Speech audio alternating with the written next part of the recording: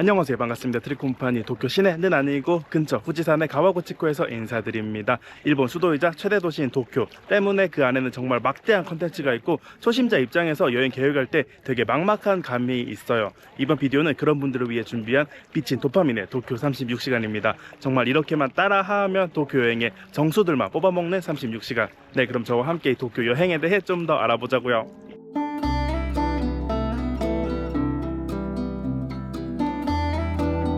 첫날에는 일단 한나절을 전부 쏟아붓는 투어에 참여합니다. 우선 가장 인기가 많은 후지산 방면을 볼까요? 이 투어에서 여러분들은 후지산 동북 쪽에 있는 야마나시 현의 후지 고코 5개 호수 지역을 방문하게 됩니다.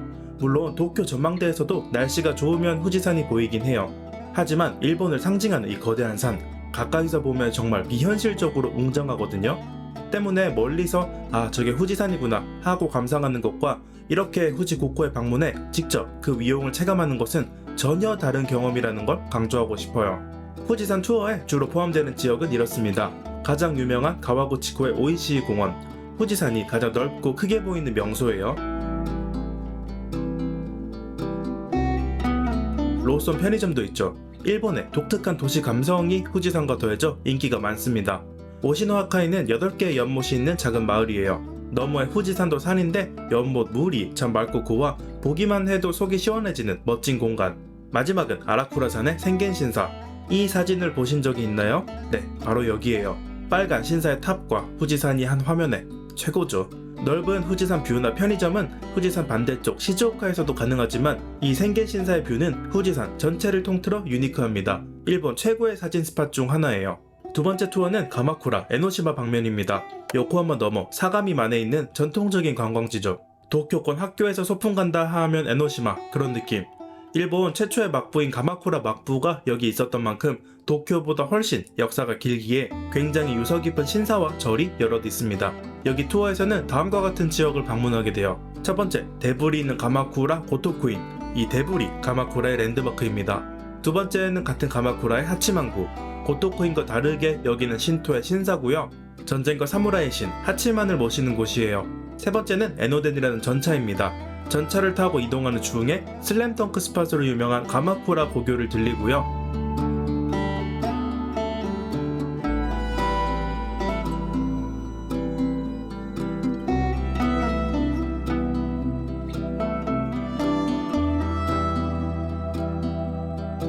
또 날씨가 좋다면 에노덴이 달리는 사가미만 저 너머로 후지산을 구경할 수도 있어요.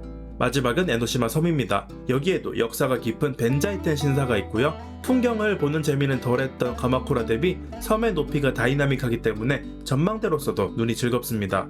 조금 마이너한 투어로는 하코네도 갈 수 있겠네요. 여기도 후지산 관련인데요. 기본적으로 하코네는 온천 마을이지만 훌륭한 관광 포인트도 많습니다. 우선 호수 위에 있는 평화의 토리로 유명한 하코네 신사가 이 투어의 첫 번째 코스입니다. 그리고 그 다음에는 아시노코의 해적선을 타고 호수 반대편으로 건너가게 되죠. 산지에 있는 호수치고 아주 크고 깊어서 자체 풍경만 해도 웅장한데 그 너머에 보이는 후지산 참 어마어마하죠. 절경입니다. 해적선 다음에는 케이블카를 타는데요. 중간에 오와쿠단이라는 간헐천에 들리게 됩니다. 이것도 비현실적인 풍경이에요. 그리고 이런 근교 여행을 할 때 투어가 편리한 이유를 후지산 투어를 예로 들어 설명하자면요. 아무리 도쿄 광역권이라 철도가 잘 연결되어 있다 해도 이런 시골 동네의 세세한 곳까지는 아니에요. 기차를 타고 신주쿠에서 딱 가와구치코 역까지 오는 거 쉽습니다. 근데 가와구치코 역에서 다시 그 주변에 흩어진 다른 포인트들을 구경하는 건 쉽지 않다는 거죠.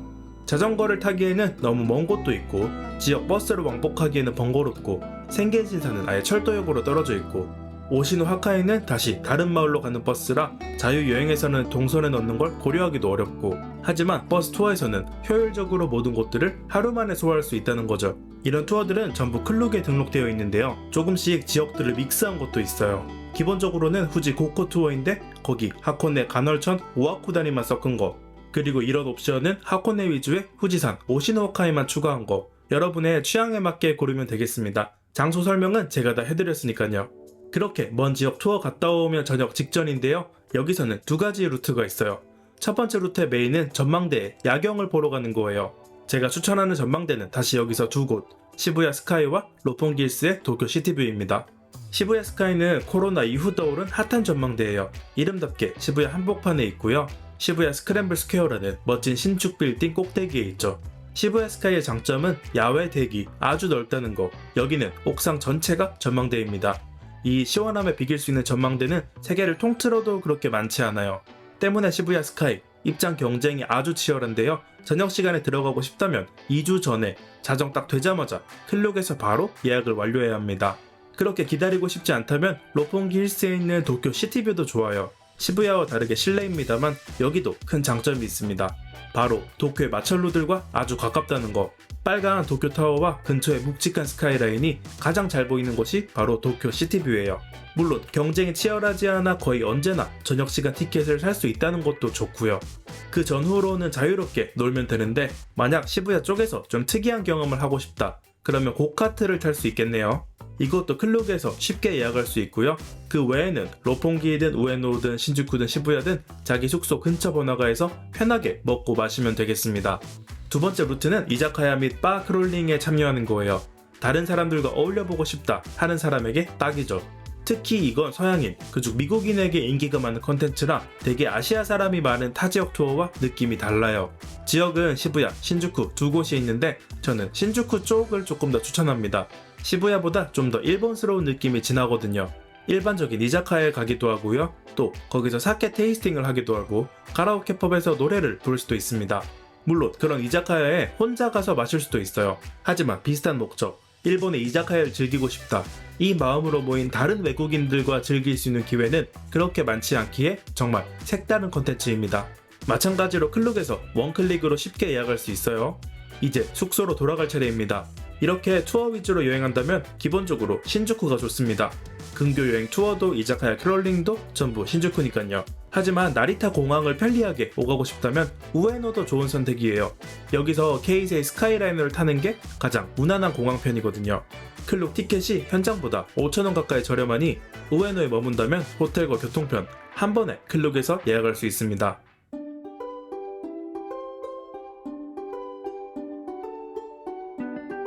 둘째 날에는 일단 디즈니 테마파크를 갈 수 있습니다. 디즈니랜드 혹은 디즈니시. 디즈니랜드와 시는 뭐가 다르냐? 간단하게 에버랜드와 캐리비안 베이가 분리된 걸 생각하면 돼요. 두 개의 다른 테마파크가 붙어있는 거죠. 대신 여기는 디즈니라는 컨셉을 공유하고요. 입장권도 따로 사야 하고 각자 면적도 넓어서 하루 만에 두 곳을 모두 보는 건 불가능. 때문에 여러분은 어디에 입장할지 선택해야 합니다. 디즈니랜드는 일반적인 디즈니랜드입니다. 중간에 공주 성이 있고 그 주위로 테마들이 분포하는 미국 캘리포니아, 플로리다, 중국 상하이와 홍콩, 프랑스 파리에도 거의 비슷한 곳이 있는 기본형이죠. 도쿄 디즈니랜드의 주요 구역들은 이런 모습입니다. 미국 서부 개척시대 금광촌을 컨셉으로 한 웨스턴랜드, 스타워즈나 빅히어로 등이 있는 투모로우랜드, 클래식 애니메이션의 판타지랜드, 유명한 이처 스몰월드가 여기 있어요.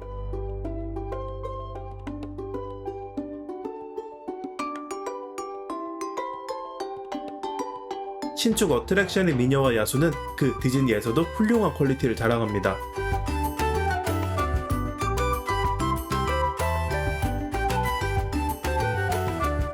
디즈니 시는 도쿄에만 있는 특수 형태인데요. 시라는 이름답게 중간에 성 대신 호수가 있고 공원 여기저기가 운하로 연결되어 있는, 그리고 물 관련 컨텐츠가 많은 그런 테마파크.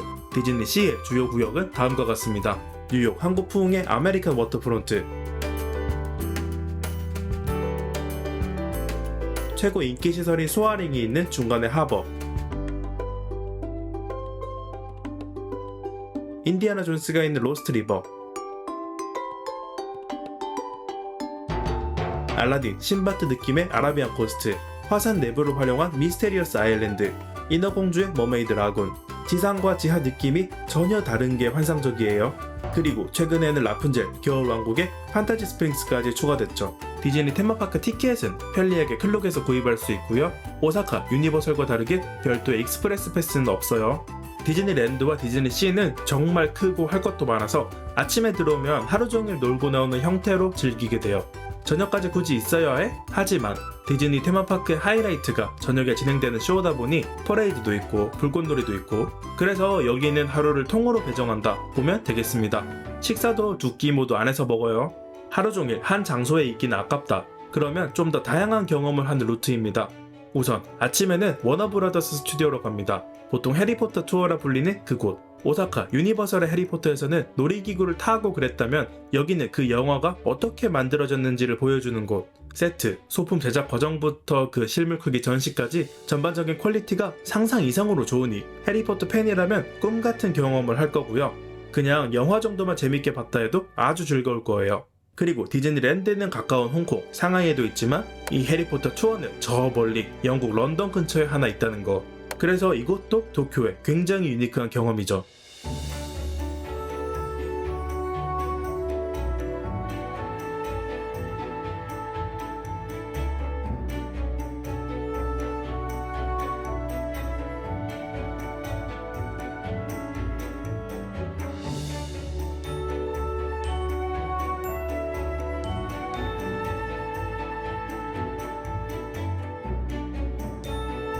해리포터 스튜디오에서 밥 먹고 나오면 이제 이른 오후, 다음 장소 코스로 넘어갑니다. 오늘은 퀄리티 있는 전시 위주로 돌아볼 거예요.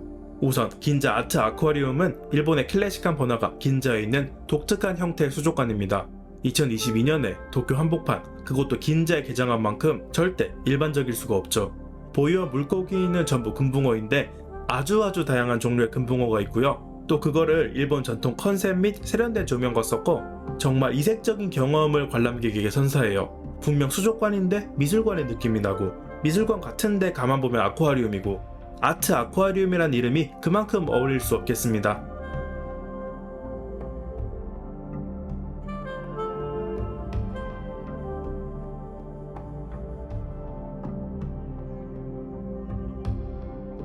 또 긴자 자체에도 볼거리가 많기 때문에 아쿠아리움 전후로도 일정을 알차게 채울 수 있죠.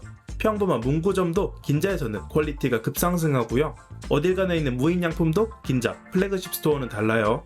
로폰기 근처 아자부다이 힐스에 있는 팀내 보더리스를 구경할 수도 있습니다. 보더리스는 경계가 없다는 뜻이죠. 때문에 이 전시, 작품 간에 경계가 없기 때문에 지도도 없습니다.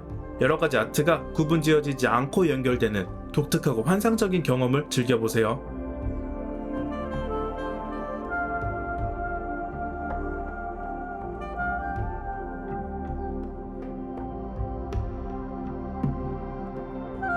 팀랩 보더리스의 장점은 아자부다이 힐스에 있다는 거.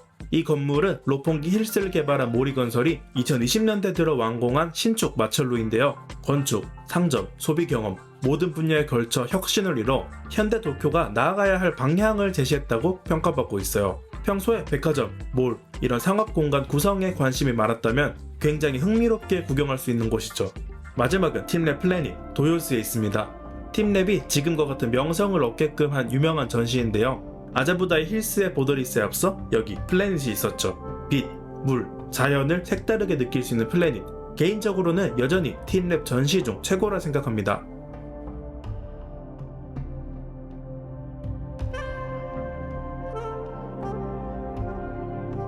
팀랩 플래닛 주변 자체에는 볼 게 딱히 없는데 대신 철도로 한 정거장 떨어진 도요스 시장과 묶을 수 있죠. 참치같이 생선 도매가 이루어지는 본 시장은 새벽에 운영하기에 관광객이 거의 보기 힘들지만 거기에 딸린 옛날풍의 테마 시장은 오후에 가도 흥미롭습니다.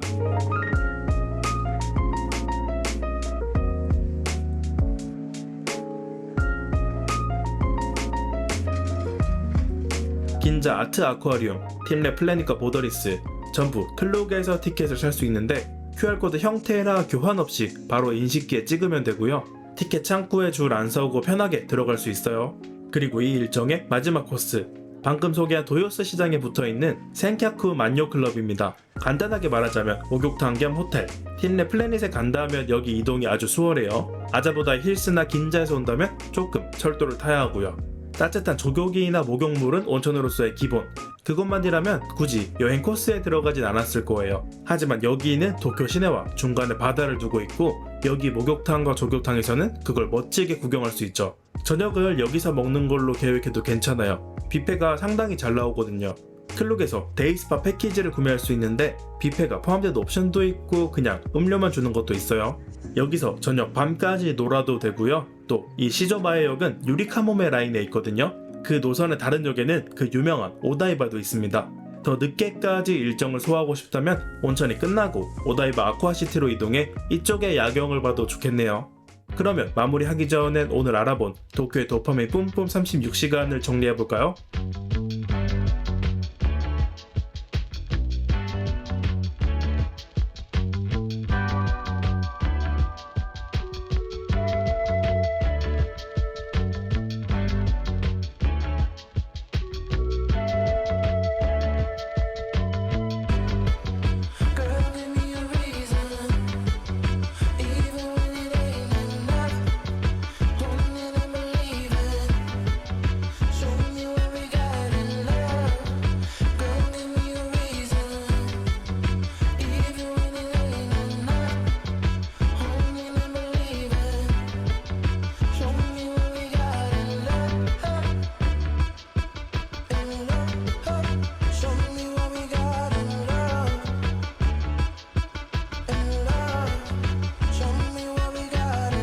네, 이렇게 여러분들은 저와 함께 도쿄 여행을 가장 알차게 즐기는 36시간에 대해 알아봤습니다. 어떤가요? 빨리 도쿄 여행 오고 싶지 않으세요? 비디오에 나온 투어, 액티비티, 입장권은 클룩에서 편하게 구입할 수 있고요. 네이버페이 결제도 가능해요. 쉽죠? 네, 비디오를 마치는 여기 있는 도쿄 해리포터 스튜디오, 제 손에는 맛있는 버터 맥주가 들려있죠. 짧지 않은 영상 끝까지 따라와 주셔서 감사하고요. 여기까지 도쿄에서 해리콤판이었습니다.